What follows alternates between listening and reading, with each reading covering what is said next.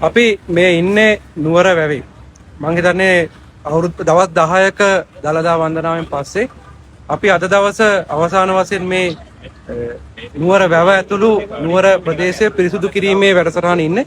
ශ්‍රී ශ්‍රී ලංකා ලේකම් කාර්යාලය විශේෂයෙන්ම නාවික හමුදාවත් එකතු වෙලා මේ අද දවස අපි නුවර වැවේ එකතු වෙච්ච ප්ලාස්ටික් අපද්‍රව්‍ය විශේෂයෙන් ප්ලාස්ටික් අපද්‍රව්‍ය ඉවත් කරලා නුවර වැව යථා තත්ත්වයට පත් කරන්න තමයි සූදානම් වෙන්නේ.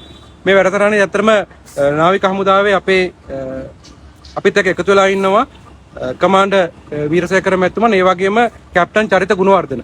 මේ දෙපළ වගේම ලොකු කණ්ඩායමක් නාවික හමුදාවේ ලොකු කණ්ඩායමක් එකතු වෙලා නුවර වැව මේ දවස් 10ම උපරිම මට්ටමින් පවත්වාගෙන යන්න මහන්සි වුණා. අද දවස මම හිතන්නේ වන්දනාවෙන් පස්සේ අවසාන වශයෙන් එකතු වෙච්ච ප්ලාස්ටික් අපද්‍රව්‍ය එකතු කරලා නුවර වැව යථා තත්ත්වයට පත් කරන්නත්, ඒ වගේම මේ කාරණේදී විශේෂයෙන් නාවික හමුදාවට අමතරව රජයේ ආයතන ගණනාවක් මේ පිරිසිදු කිරීමක් එක්ක එකතු වුණා. ප්‍රාදේශීය සභාවන්, ඒ වගේම මහනුවර මහනගර සභාව සහ විශේෂයෙන් ස්වේච්ඡා කණ්ඩායම් ශ්‍රී ලංකා අද දවසෙත් අර කරගෙන ආවා වගේම අවසාන වශයෙන් පිරිසිදු කිරීම කටයුතු කරනවා.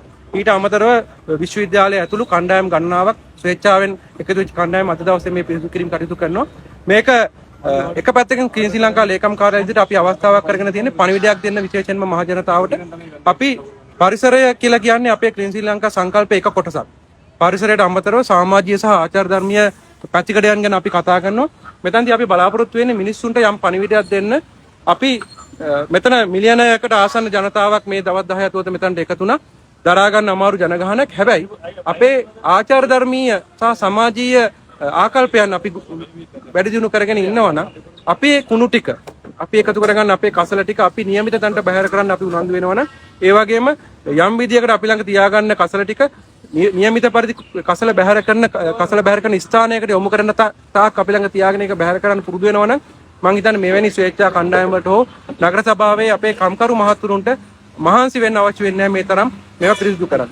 ඉතින් වන්දනාව හිත පිරිසිදු කරගන්න ගමන්ම ඔබ අපි හිතන්න ඕනේ කාරණයක් තමයි විශේෂයෙන්ම කසල බැහැලා කිරීමේදී පරිසරයට ආදරය කරන, පරිසරයට හිතදී පරිසරයටත් ගෞරවයක් තියෙන පිරිසක් විදියට අපි අපේ ආකල්ප සංවර්ධනය කරගමු. අපි එකතු වෙලා ඉදිරියට මේ අත්දැකීමක් කරගෙන ඉදිරියට අපි මහ ජනතාව එකතු වෙන තැන්වලදී අපි අපේ එක එක්කෙනාගේ පෞද්ගලික මැදිහත් වීම නැත්නම් පෞද්ගලික වගකීම ගැන අවබෝධයක් තියාගෙන සාමූහිකව කරන වැඩවලදීත් අපි අපේ ආධ්‍යාත්මික සහ ආචාර ධර්මීය පැතිකඩයන් අපි දිනු කරගමු. මේ රට ක්ලීන් කරන්න, ක්ලීන් ශ්‍රී ලංකාවක් හදන්න අපිත් එක්ක එකතු වෙන්න. ඔබ සියලු දෙනාටම අපි ආරාධනා කරන්නේ මේක එක අවස්ථාවක් විතරයි. මේක හොඳ පණිවිඩයක් අපි සමාජයට අරගෙන ගිය තැනක්.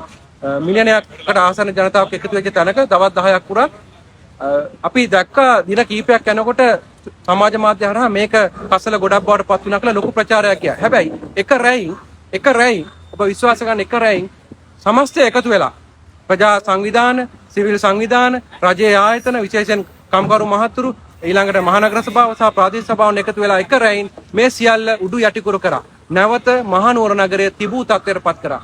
මේක තමයි අපේ ශක්තිය. ශ්‍රී ලංකා කියලා කියන්නේ මිනිසුන්ගේ ශක්තිය. ඔබ අප එකතු වෙලා මේ රට වෙනස් කරන්න හදන තැන. ඒ හින්දා අපි ඔබට ආරාධනා කරන්නේ නැවතත් අපි එකතු වෙමු, රටක් විදියට පෙළ ගැහෙමු. අපේ පාරිසරික, සමාජීය සහ ආචාර ධර්මීය ගුණ ධර්මයන් හරහා අපි මේ රට වෙනස් කරමු. අපි හැමෝම ආදරය කරන රට අපි ගොඩනගා ගමු. ඔබ සියලු දෙනාටම සුබ බර දවසක්. වම ස්තුතියි.